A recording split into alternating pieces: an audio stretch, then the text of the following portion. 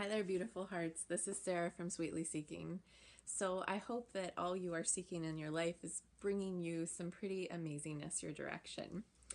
So I just love the universe and how the universe is always orchestrating lessons and opportunities for us to grow. So about a week or so ago, I shared with you the victim triangle work, the work by Diane Zimberoff, Breaking Free from the Victim Trap. Her work has changed my life, and I'm hoping that this small snippet that I'm sharing with you will also change yours.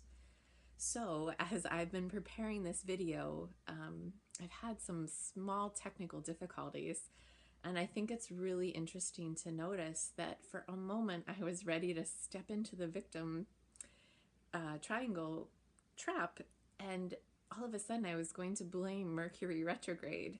But then I thought, wow, isn't that interesting? So good to know. I am responsible for myself, and I am responsible for sharing this with you. So it's really not Mercury's fault that this is like take 5.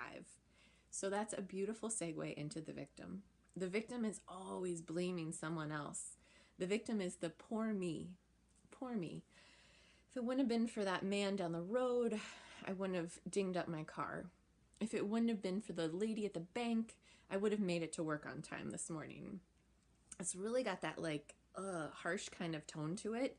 So the victim is like helpless. The victim also is the poor me, the self-pity, blaming others. Wow. Sometimes even addictions show up under the victim because victims are looking for relief outside of themselves.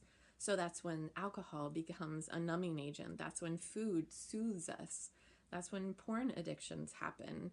You know, we're trying to escape our realities. So it's just all good information to be aware of. So as we begin today, we're going to really dive into the victim. So if you remember, we have the victim at the top who engages with the rescuer. And these are happening with unclear boundaries. And there's a lot of guilt over here. And from the rescuer, we move over to the persecutor. Again, unclear boundaries. And then from the persecutor, we go back up to the victim. So there's a lot of blame and resentment from the persecutor to the victim. So today, really getting into the energy of the victim. What does the victim look like? So I gave you a few examples already of, how the victim is willing to blame everyone else. Poor me. It's always happening to me. And so the victim in that energy will always attract a rescuer, will always attract a persecutor energy. So all I can say is take a breath. We've all been the victim. We've all victimized other people, and we've all been the victim. So that can be a really big pill to swallow because that's not something that we commonly talk of. But in my work, that's been something that we've been taught. How have I victimized myself? How have I victimized others? Whoa, that's a lot to sit with. That's a mouthful to swallow. That takes a lot of courage, my friends. It takes courage to step up and say, yeah, look at me playing the role of the victim. So the victim energy also chooses a lot of self-defeating behaviors. Victim energy also has the propensity to have illnesses. So maybe like right before a big test, you all of a sudden get a stomach ache, or you're getting ready to take your exam the next day and you decide to go out and get drunk, and then you have a hangover, so you can't go take your test. So the victim energy, it's just a really intense energy. And so as we move through the victim energy, I really want to share this with you, this one snippet out of Diane's book where she talks about eliminating blame. Because in essence, when we clear the unconscious energy of the victim, this will take many times to examine and re-examine in your life. But with a willingness, all of those things that are like on automatic pilot can be woken up. And then you don't need to play the role of the victim, or you'll become aware when you're consciously stepping into that role.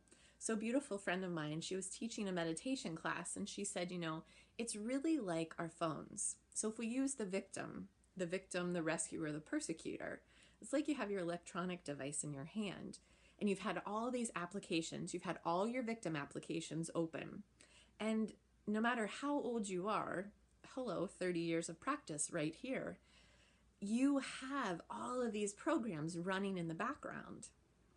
So just like your phone, you have to close them down so that you can run more efficiently. So just in your life, as you become more aware of when the victim program is running, then you're able to close the program. Ah, that doesn't serve me. Whoa, that doesn't serve me. Yeah, so it becomes easier and easier to begin to identify, whoa, am I in the energy of the victim right now? So in Diane's book, Eliminating the Blame, she gives us 4 questions to really dive into. So if you want to, grab a pen and paper. The first question, who have you been blaming for this problem? So perhaps just identify a problem in your life. And then the first question, who have you been blaming? And then number 2, are you willing to see that you have choices? It's either a yes or a no. And number 3, list some choices you have to change the situation. And she gives you A, B, and C. And then number 4, once you begin to take back your power of choice, are you willing to see that some totally new choices may suddenly open up for you? It's either a yes or a no. And then if you did see choices opening up for you, new ones, list what those would be. And that would be A, B, C, and D.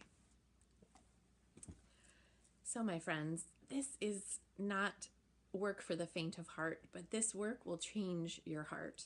So one of my teachers has taught that when we do our healing work, 1,000 people heal. So look at your ability to change the world around you. When you step out of that victim energy, you are empowering 1,000 people who have also stepped into their victim.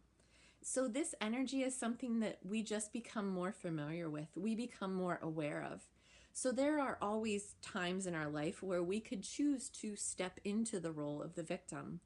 But just as much as we have a choice to step into it, we also have a choice to step out of it. So all I can say is this work is brilliant. This work has changed my life, and I hope that it will change your life as well. Breaking Free from the Victim Trap by Diane Zimberoff. It's amazing. It will change and transform your life. May you be well and may you be blessed. Take care, my friends.